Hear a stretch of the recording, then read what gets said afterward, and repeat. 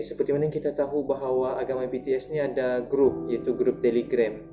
Jadi orang macam selalu post lah dekat Twitter, dekat Instagram, yang mana dalam grup diorang ni, tajuk grup diorang adalah agama BTS.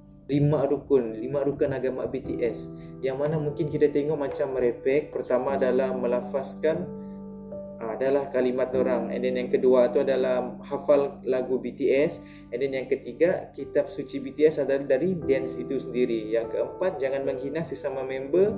Kelima, don't share this group to anti-hater BTS. Sekarang ni untuk yang agama BTS tu macam merepek lah kan, kita tengok pun macam mungkin budak-budak bolehlah terikut, and then dalam grup tu pun kebanyakan adalah budak-budak fake account, and then entahlah apa, tapi macam orang yang bukan real.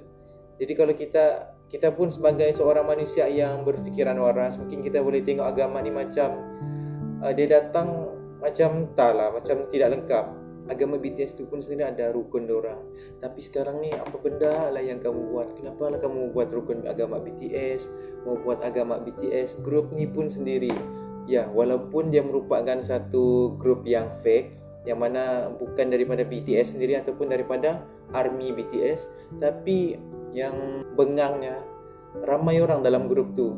Dia dalam 4,000 orang dalam grup tu, walaupun dia macam benda yang fake, and then benda tu merupakan satu fitnaan. Tapi masalahnya yang pergi join grup tu kenapa? Dalam grup tu pun ada 4,000 orang. Bayangkan, takkanlah 4,000 tu merupakan fake account, and then 4,000 tu pun sendiri daripada haters BTS. Sekarang itu masalah dia. Walaupun kita tahu bahawa agama BTS ni merupakan satu agama yang palsu, yang mana direka oleh orang haters BTS, tapi yang bodohnya ada juga orang join. Ada juga orang join grup tu, dan percaya dengan apa yang diorang bawa dalam grup tu. Dia sebenarnya dari mentaliti masyarakat kita sendiri juga, dari pegangan hidup kita sendiri, yang mana kita tahulah dalam agama BTS ni mungkin tidak lain tidak bukan orang Islam sendiri. Kalau kita tengok daripada segi rukun dia pun sendiri, yang first tu adalah lafazkan asyhadu alla ilaha adalah nama dia. Orang sebut macam tu pun, yang mana dalam agama Islam sendiri pun rukun Islam yang pertama adalah mengucap dua kalimah syahadat. Jadi mungkinlah haters daripada BTS Army ni pun sendiri adalah orang Islam. Jadi kalau boleh nasihat kepada yang buat grup ni, yang mana mensebarkan fitnah tentang BTS ni, kalau kita benci pun pada sesuatu benda tu, kita tidak boleh buat macam begitu. Sebab apa? Daripada sini dia akan mempesongkan banyak akidah orang-orang di luar sana, yang mana sebelum ni dia merupakan agama Islam, orang Islam, tapi tidak berpegang sepenuhnya dengan Islam. Jadi lepas dia tahu ada join grup agama BTS ni, mungkin na'udzubillah min zalik, diorang akan join and then terikut dengan benda fitaan ni, walaupun kita tahu bahawa dia merupakan satu agama yang palsu. Sebab kenapa? Daripada akhir zaman ni pun mungkin kita tidak tahu sampai bila lagi kita hidup. Jadi kalau kita buat benda bodoh macam begini, and then orang lain pun terikut, bayangkan betapa banyaknya dosa yang kita laburkan di dalam satu benda ni. So seterusnya adalah topik ataupun isu Coki. Siapa Coki ni? Seorang Insta famous dekat IG ataupun Instagram, yang mana umur dia pun saya rasa belum sampai 15. Dia masih budak-budak sekolah rendah ke sekolah menengah. Dia masih merupakan seorang budak lagi. Lepas tu kalau kita tengok daripada dia punya follower pun sekarang, kebanyakannya adalah budak-budak bawah umur, yang mana mungkin belum sunat, mungkin sekarang masih sekolah rendah. Tapi itulah hakikatnya, dia ada 500 lebih K followers, yang mana lagi banyak daripada saya. Saya baru dekat 2000 lah, tapi dia sudah sampai 500K followers dekat Instagram. Antara video-video yang dia buat ataupun konten dia dalam Instagram adalah macam tarian, and then macam slow motion. Itu mungkin style budak zaman sekarang. Kalau macam zaman saya dulu, tarian-tarian yang biasa aja, yang macam shuffle semua. Tapi bagi saya sendiri bahawa konten dia dalam IG itu sebenarnya tidak salah.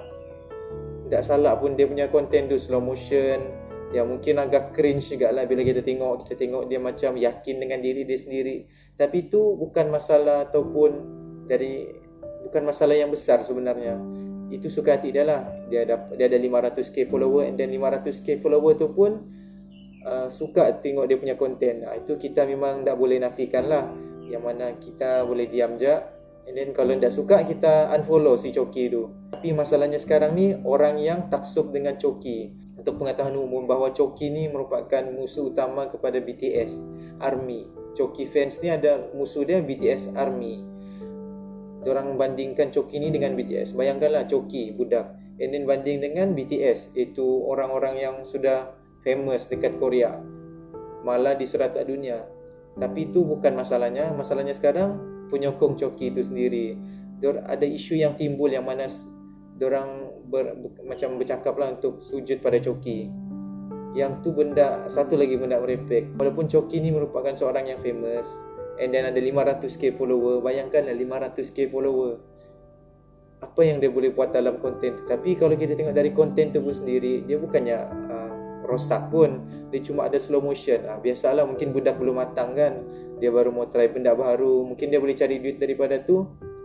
Siapa tahu kan, kita sendiri pun masih berkakai ataupun masih tercari-cari sumber pendapatan kita. Tapi si Choki ni pun sendiri sudah ada dia punya pendapatan tetap untuk setiap bulanan. Yang tu kita memang tak boleh cakap apa-apa lah. Sebab dia bukan buat benda haram pun, dia cuma buat slow motion.